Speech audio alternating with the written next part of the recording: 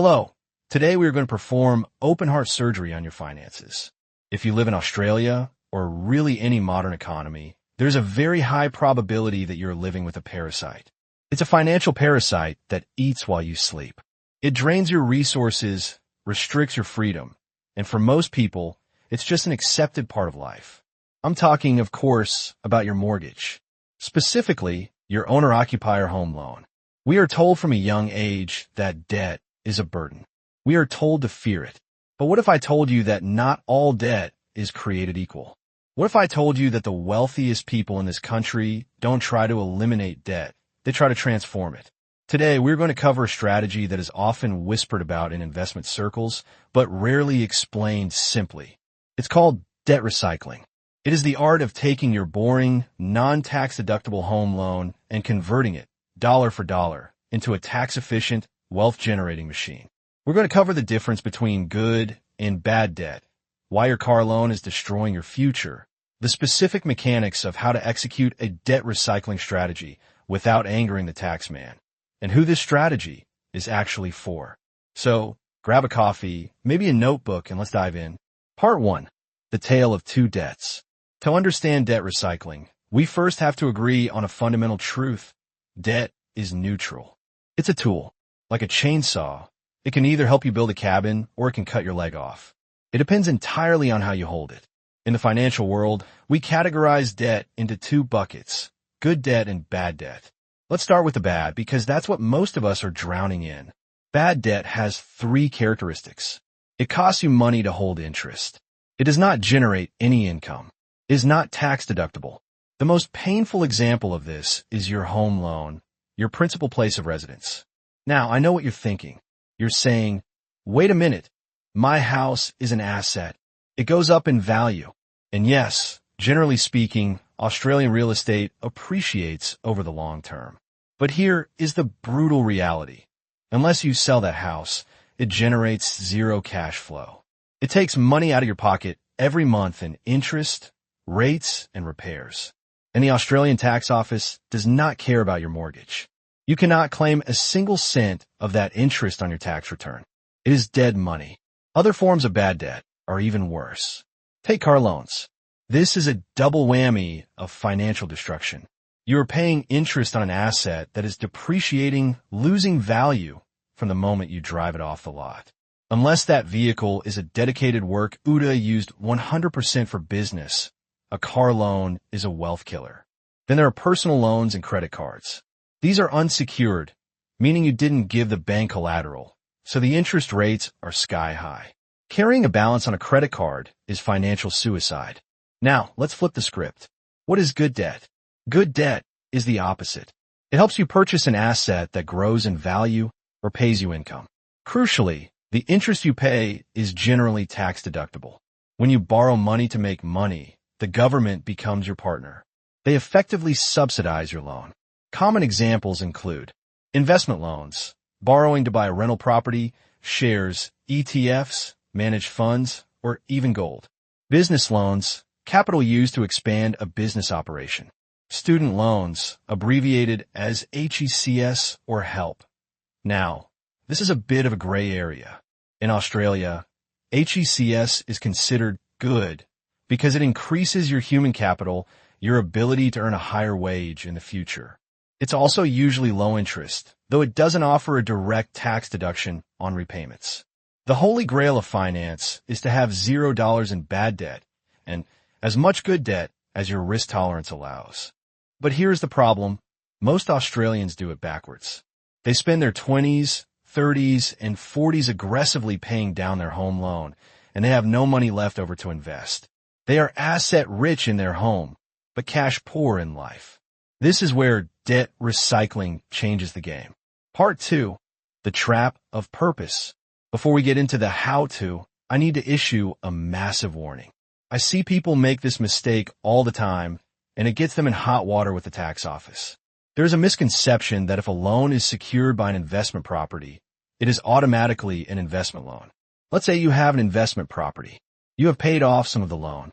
You decide to redraw $50,000 from that loan to buy a new Tesla for your personal use. You think, well, The loan is against my rental property, so I can claim the interest, right? Wrong. The ATO looks at the purpose of the funds, not the security. If you use borrowed money to buy a personal car, a holiday, or a renovation on your own home, that interest is not deductible. It doesn't matter if the loan is secured against a factory, a rental unit, or the crown jewels. If the money was used for personal consumption, the tax deduction is gone. So, how do we legally turn our home loan into an investment loan? We have to change the purpose of the money. Part 3, the mechanics of debt recycling. Let's get into the meat of the episode. How do you actually do this? How do you take a standard home loan and recycle it? I want you to visualize a scenario. Let's imagine we have a couple. Let's call them Sarah and Mike. They own a home worth $1 million. They still owe $500,000 to the bank. Currently, that $500,000 is bad debt. They pay interest, they get no tax back, and the house just sits there. Step 1. The restructure Sarah and Mike go to their bank, or better yet, a savvy mortgage broker. They ask to access their equity. Banks will typically lend up to 80% of the property value. 80% of $1 million is $800,000. Since they already owe $500,000, they have $300,000 of usable equity available. Now, they don't just take that $300,000 as cash. They set up a specific loan structure. Usually, this is done via a line of credit or a separate split loan. Think of a line of credit like a giant credit card with a lower interest rate, secured by your house. It sits there with a limit of $300,000, but they pay zero interest on it until they actually use the money. Side note, line of credit products are becoming rarer and often have slightly higher rates, maybe 0.5% higher than a standard variable loan. Sometimes a simple master limit with multiple loan splits is cheaper. But for this example, let's stick to the concept of a separate pool of available funds. Step 2. The investment Sarah and Mike take that $300,000 from the new loan split and they invest it.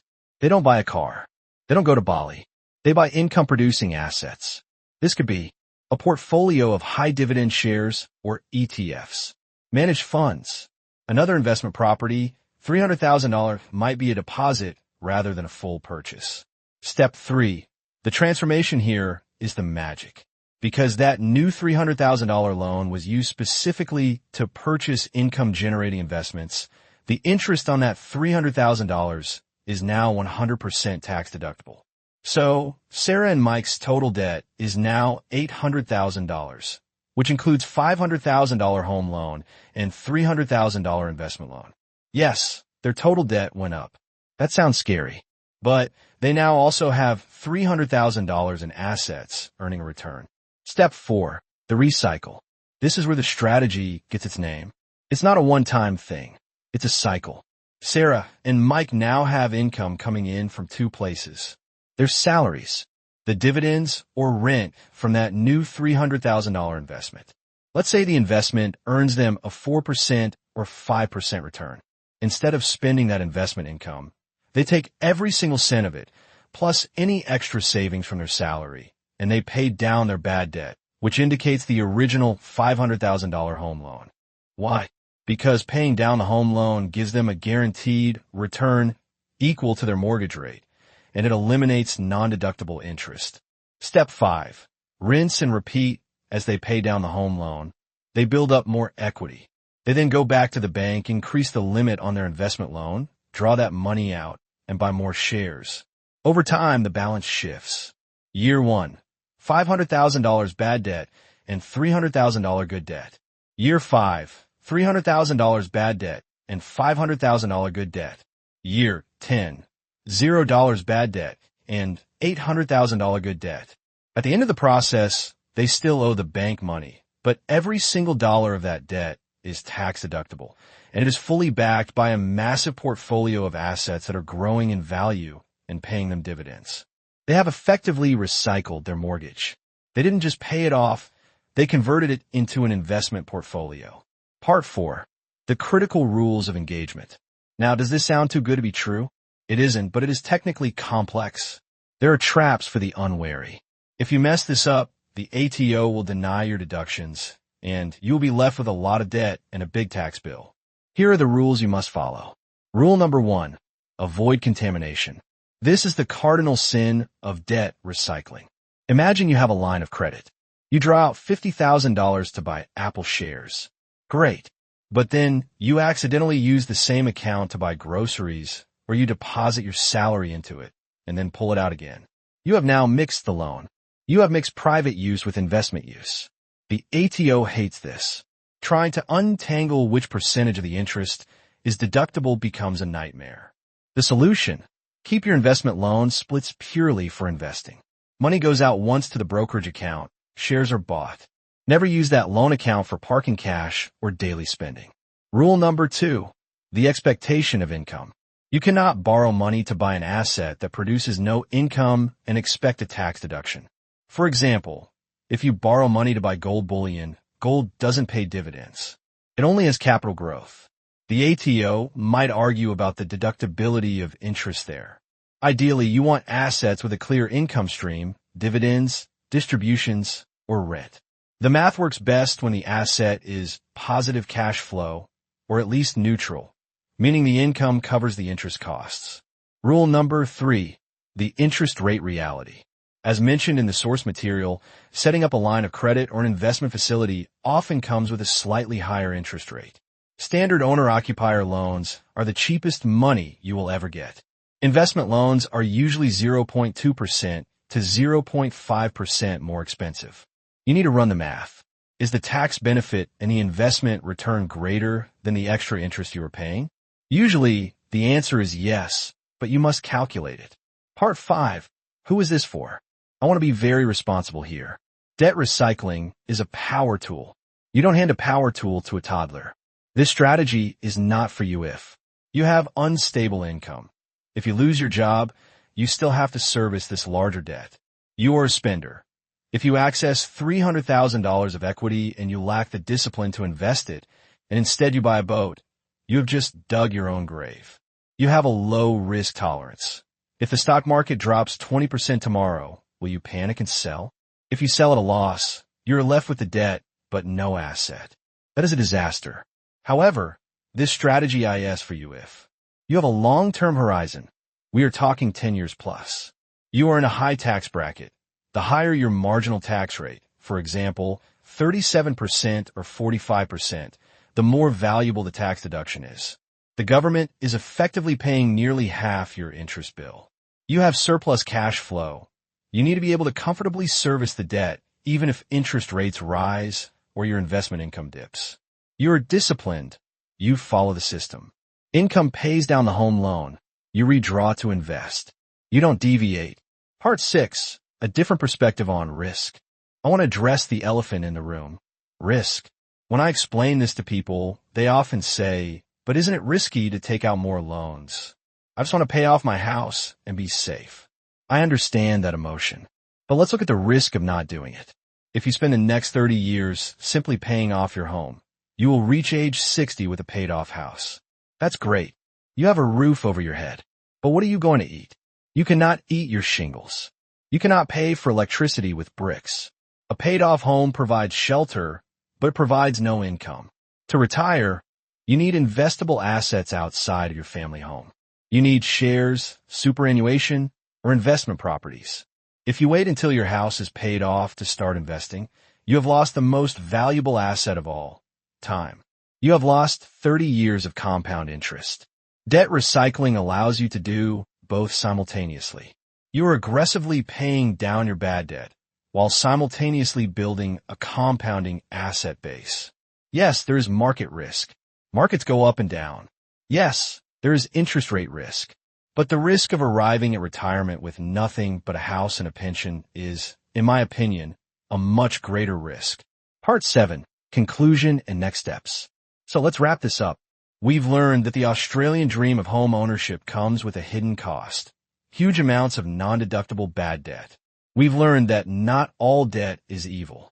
Good debt is tax-deductible and buys income-producing assets. We've learned the mechanics of debt recycling. Unlock equity. Split the loan to avoid contamination. Buy income assets. Use the income to kill the home loan. Repeat. If you're listening to this and thinking, this sounds like what I need, here is your homework. Do not go to your online banking app and just hit redraw. Stop. You need professional advice. You need a mortgage broker who understands investment structures. You need an accountant who can advise you on the tax implications. And you probably need a financial planner to help you select the right assets to invest in. Debt recycling is the difference between working for your money and having your money work for you. It's how you stop being a servant to the bank and start acting like a partner with them.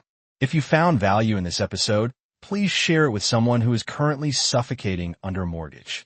Thanks for listening, and see you next time.